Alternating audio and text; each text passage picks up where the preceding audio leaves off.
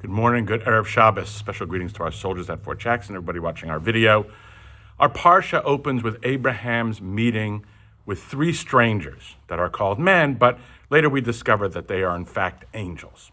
They show up at a very awkward time because God is visiting Abraham to comfort him after his circumcision. As God and Abraham are preparing to talk, the visitors arrive and Abraham sees them and asks God to kind of hold on for a minute while he serves these people food. And only when they've departed does he turn back to God and the conversation continues. This is extraordinary because it suggests that Abraham actually interrupted his visit with God as he was about to speak, asking God, I'll put you on hold while I attend to the visitors. This became the basis for a fascinating principle in Judaism. Greater is hospitality than receiving the divine presence. Faced with the choice between listening to God and offering hospitality to what seemed to be human beings, Abraham chose the latter. God accepted his request and waited while Abraham brought the visitors food and drink before engaging him in dialogue about the fate of Sodom and Gomorrah and so forth. How can this be so? It seems disrespectful at best and heretical at worst to put the needs of human beings before attending to the presence of God.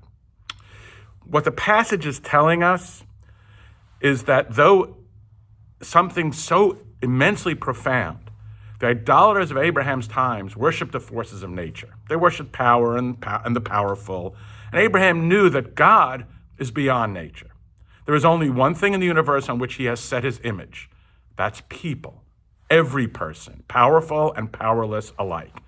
The forces of nature are impersonal, which is why those who worship them eventually lose their own humanity. You cannot worship impersonal forces and remain compassionate, humane, generous, forgiving. Precisely because we believe that God is personal, someone to whom we can say you, it leads us to honor human dignity. Abraham is the father of monotheism. He knew the paradoxical truth that to live the life of faith is to see the trace of God in the face of the stranger. It's easy to receive the divine presence when God appears as God.